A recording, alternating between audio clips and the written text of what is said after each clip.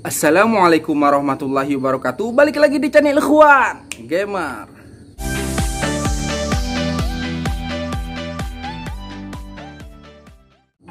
Oke teman-teman, pada kesempatan kali ini saya akan sharing-sharing kepada teman-teman sekalian mengenai dunia bengkel ya.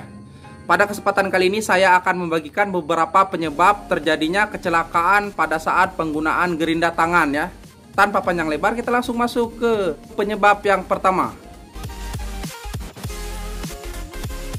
Penyebab yang pertama disebabkan oleh posisi yang salah pada saat penggunaan atau pemotongan ya teman-teman. Posisi yang salah pada saat penggunaan gerinda tangan adalah seperti ini ya teman-teman. Posisi pisau gerinda berada di sebelah kanan teman-teman.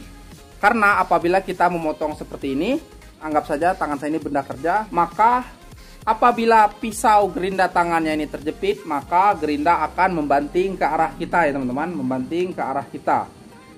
Dan apabila ini membanting ke arah kita, maka bagian tubuh kita akan menjadi sasaran bantingan dari pisau gerinda ini teman-teman. Atau bahkan yang paling fatal adalah bisa mengarah ke muka kita ya teman-teman. Yang benar adalah kita arahkan posisi muka gerinda ini ke sebelah kiri ya teman-teman. Sehingga apabila gerinda ini terjepit atau lompat, pecah dan sebagainya, dia tidak loncat ke arah kita tetapi dia loncatnya ke depan. Walaupun gerinda ini terlepas, maka itu tidak akan mengakibatkan kecelakaan yang fatal pada diri pengguna. Kita masuk ke penyebab yang kedua, yaitu tidak menggunakan cover safety ya.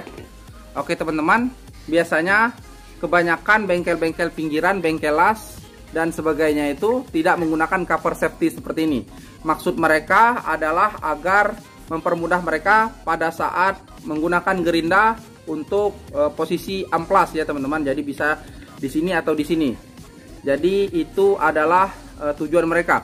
Padahal ketika kita tidak menggunakan cover safety gerindanya ini, apabila pisau gerindanya ini patah, maka akan kemungkinan besar mengarah ke badan kita ya teman-teman. Dan yang paling fatal adalah pecahan dari pisau gerinda ini bisa mengarah ke muka kita dan bahkan ke mata kita ya teman-teman.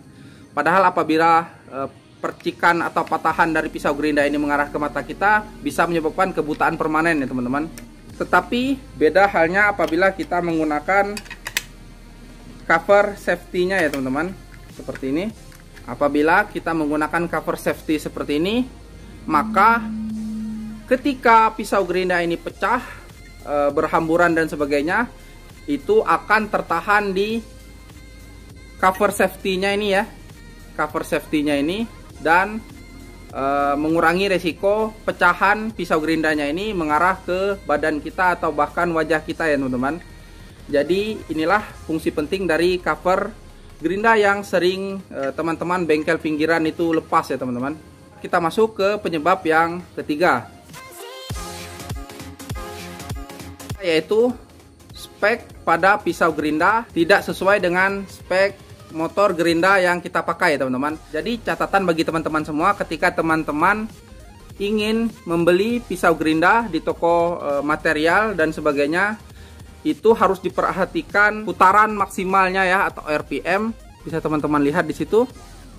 Di sini tertulis 14.560 RPM ya teman-teman. Jadi batas kecepatan putar atau RPM pada pisau gerinda ini harus di atas putaran pada motor gerinda tangan ya. Karena apabila tidak sesuai, putaran gerinda lebih kencang dibandingkan spek pada pisau gerinda, maka akan menyebabkan pisau gerindanya ini patah ya, dan bisa menyebabkan lontaran ke arah kita, bisa menyebabkan kecelakaan ya. Jadi teman-teman ingat sekali lagi, ketika teman-teman mencari pisau gerinda harus mencari spek RPM yang lebih tinggi dibandingkan dengan motor gerindanya ya, agar lebih aman. Contohnya gerinda teman-teman berada di putaran 12.000, maka di sini harus lebih dari 12.000. Misalnya 13.000, 14.000, 15.000 dan seterusnya. Dan itu dijamin aman ya teman-teman. Kita beralih ke penyebab yang selanjutnya ya, yaitu penyebab yang keempat, yaitu tidak menggunakan kacamata ya teman-teman. Pada saat kita menggunakan gerinda tangan, peralatan K3 atau keselamatan yang paling minimal adalah kita menggunakan kacamata bening seperti ini ya. Kacamata bening seperti ini bertujuan agar apabila pisau gerindanya ini pecah, patah dan sebagainya, ketika terlontar ke muka kita tidak akan mengenai mata ya.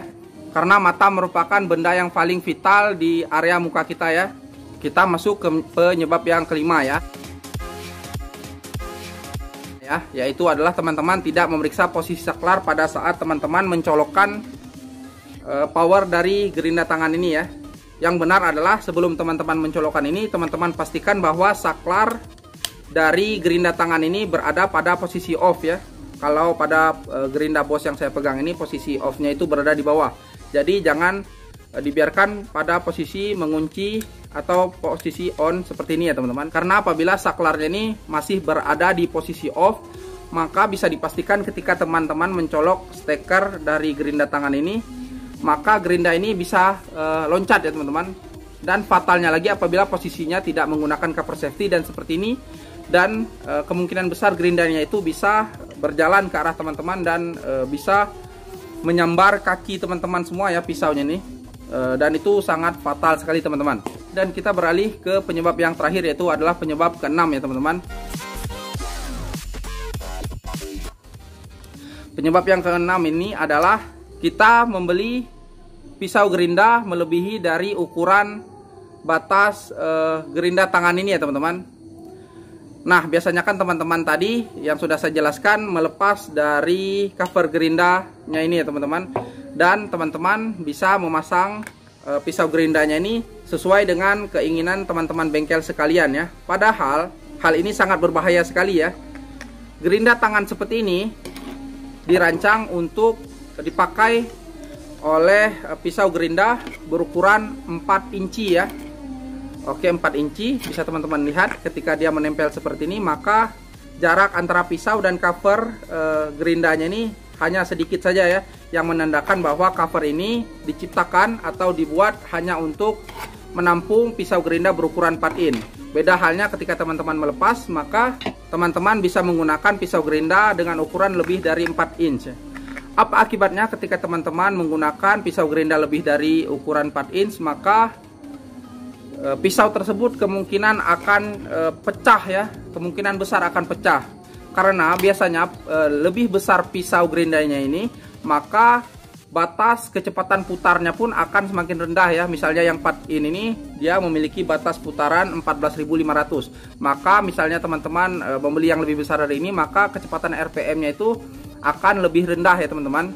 Misalnya 8.000. Ketika teman-teman menggunakan pisau gerinda yang batas kecepatannya itu 8.000, maka itu tidak sesuai dengan spek motor gerinda yang berputar pada kecepatan 12.000 sampai 13.000 ya teman-teman. Dan bisa dipastikan pisau gerinda yang teman-teman pakai itu akan pecah ya teman-teman, dan akan mencelakakan teman-teman semua. Oke teman-teman, mungkin sekian dulu video pada kesempatan kita kali ini ya. Saya harap video ini bermanfaat bagi teman-teman semua, terutama teman-teman yang baru di dunia perbengkelan ya teman-teman. Apabila teman-teman sekalian mempunyai kritik, saran dan sebagainya, harap dicantumkan saja di kolom komentar di bawah. Dan apabila teman-teman suka dengan konten seperti ini, harap diklik saja tombol subscribe-nya agar kita bertemu di video-video seperti ini lainnya. Akhir kata saya undur diri, wabillahi taufiq wal hidayah. Wassalamualaikum warahmatullahi wabarakatuh. See you to the next video. Bye bye.